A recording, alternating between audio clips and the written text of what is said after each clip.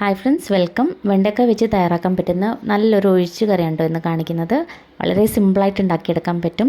അതുമാത്രമല്ല, ഇതിലേക്ക് നമ്മൾ തേങ്ങയൊന്നും അരച്ച് ചേർക്കാതെയാണ് ഈ ഒരു കറി ഉണ്ടാക്കുന്നത്. അപ്പോൾ അതിനായിട്ട് ഒരു 10 വെണ്ടയ്ക്ക എടുത്തിട്ടുണ്ട്. അത്യാവശ്യം വലുപ്പമുള്ള വെണ്ടയ്ക്കാണ് എടുത്തിരിക്കുന്നത്. നന്നായിട്ട് കഴുകിയതിന് ശേഷം ഇതുപോലെ കട്ട് ചെയ്തെടുത്ത് വെച്ചിട്ടുണ്ട്. ഇനി നമുക്ക് 2 വലിയ തക്കാളി വേണം.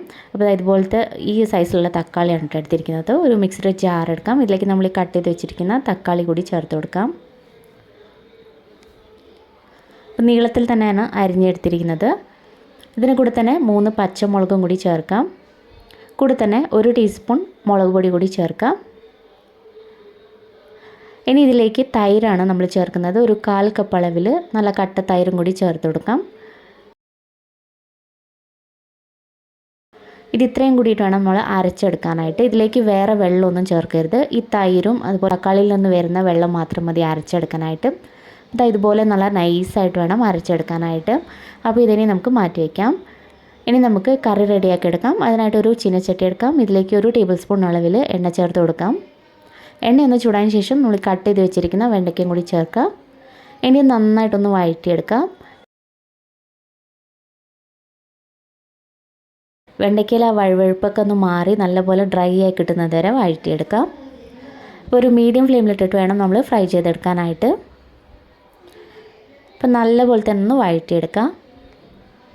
അപ്പോൾ വെണ്ടയ്ക്കയും വഴറ്റിയെടുത്തു. ഇതിനി മാറ്റി വയ്ക്കാം. ഇനി നമ്മൾ കറി റെഡിയാക്കാനായിട്ട് ഒരു മൺചട്ടിയാണ് ഉപയോഗിക്കുന്നത്. അതിനായിട്ട് 1 ടീസ്പൂൺ എണ്ണ ഒഴിച്ച് കൊടുക്കാം. എണ്ണ ചൂടായതിന് ശേഷം 1/2 ടീസ്പൂൺ നല്ല ജീരകം ചേർക്കാം. ജീരകം ചെറുതായിട്ടൊന്ന് മൂത്തുന്നതിന് ശേഷം ചെറിയൊരു കഷ്ണം ഇഞ്ചി കട്ട് ചെയ്തതാണ്, അതും കൂടി ചേർക്കാം. കൂടെ തന്നെ കുറച്ച് കരിവേപ്പിലയും കൂടി ചേർത്ത് കൊടുക്കാം. ഇതിൻ്റെ കൂടെ തന്നെ ഒരു വലിയ സവാള ചെറുതായിട്ട് കട്ട് ചെയ്തെടുത്തതാണ്, അതും കൂടി ചേർക്കുക. ഇത് ഇത്രയും കൂടിയിട്ട് നന്നായിട്ടൊന്ന് വഴറ്റിയെടുക്കണം. സവാളയ്ക്ക് പകരം ചെറിയുള്ളി ചേർത്താൽ കുറച്ചും കൂടി ടേസ്റ്റി ആയിരിക്കും. അപ്പോൾ ഏതാണോ ഉള്ളത് അത് ചേർക്കുക. നന്നായിട്ടൊന്ന് വഴറ്റിയെടുക്കണം. സവാളയ്ക്ക് അത്യാവശ്യം ഒന്ന് വഴണ്ടി വരാൻ തുടങ്ങി. ഇതിലേക്ക് ഒരു 1/2 ടീസ്പൂൺ മഞ്ഞൾപ്പൊടി കൂടി ചേർത്ത് വീണ്ടും ഒന്ന് വഴറ്റിയെടുക്കാം. മഞ്ഞൾപ്പൊടിയുടെ ഒരു പച്ചക്കുത്തൊക്കെ ഒന്ന് മാറുന്നത് വരെ വഴറ്റിയെടുക്കാം. ഇപ്പോൾ ഇതെല്ലാം ഒന്ന് വഴറ്റിയെടുത്തിട്ടുണ്ട്. ഇനി ഇതിലോട്ട് മല്ലിപ്പൊടിയാണ് ചേർക്കുന്നത്. 2 ടീസ്പൂൺ മല്ലിപ്പൊടി കൂടി ചേർത്ത് വീണ്ടും ഒന്ന് വഴറ്റിയെടുക്കാം. മല്ലിപ്പൊടിയുടെ ഒരു പച്ചക്കുത്തൊക്കെ ഒന്ന് മാറി കിട്ടണം. അപ്പോൾ അതുവരെ ഒന്ന് വഴറ്റിയെടുക്കാം. പൊടികളൊന്നും കരിഞ്ഞു പോകാതെ നോക്കണം. ഏറ്റവും കുറഞ്ഞ തീയിലിട്ടിട്ട് വഴറ്റിയെടുത്താൽ മതി. ഇത് നന്നായിട്ട് വഴറ്റിയതിന് ശേഷം നമ്മൾ അരച്ച് വെച്ചിരിക്കുന്ന ആ പേസ്റ്റും കൂടി ഇതിലേക്ക് ഇട്ട് കൊടുക്കാം. ആവശ്യത്തിന് ഉപ്പും കൂടി ചേർത്ത് നല്ലപോലെ ഒന്ന് വഴറ്റിയെടുക്കുക. നമ്മൾ തക്കാളിയൊക്കെ പച്ചയ്ക്കാണ് അരച്ച് ചേർത്തിരിക്കുന്നത്. അതുകൊണ്ട് ഈ സമയത്ത് വെള്ളമൊന്നും ചേർക്കരുത്. തക്കാളിയൊക്കെ നല്ലപോലെ ഒന്ന് വെന്ത് വരുന്നത് വരെ ഇതുപോലെ തന്നെ ഇട്ടൊന്ന് വഴറ്റിയെടുക്കണം. നന്നായിട്ട് തക്കാളിക്കൊന്ന് വെന്ത് വരണം. അപ്പോൾ ഇതൊന്ന് തിളപ്പിച്ചെടുക്കാം. ഇപ്പോൾ കറിയൊക്കെ നന്നായിട്ട് അത്യാവശ്യം ഒന്ന് തിളച്ചതിന് ശേഷം ഒരു 3-4 മിനിറ്റായി ഇതിങ്ങനെ തിളയ്ക്കാൻ തുടങ്ങിയിട്ട് ഇതിലേക്ക് നമ്മളിനി വെള്ളം കൂടി ചേർത്ത് കൊടുക്കാം. നമ്മൾ ജാറ് കഴുകിയ വെള്ളം തന്നെ ഒഴിച്ചു കൊടുത്താൽ മതിയാവും. ഇപ്പോൾ കറിയുടെ ഒരു ചാറൊക്കെ നോക്കാം. നിങ്ങൾക്ക് എത്രയാണോ തിക്നെസ്സൊക്കെ വേണ്ടത് അതിനനുസരിച്ച് വെള്ളം ചേർക്കുക. നല്ലപോലെ ഒന്ന് മിക്സ് ചെയ്ത് കൊടുക്കുക. ഇനി കറി ഒന്ന് തിളയ്ക്കട്ടെ. തിളച്ചതിന് ശേഷം നമ്മളിതിലേക്ക് വെണ്ടയ്ക്ക ചേർക്കാം. അത്യാവശ്യം ഒന്ന് തിളച്ചതിന് ശേഷം വെണ്ടയ്ക്കയും കൂടി ചേർത്ത് കൊടുക്കുക.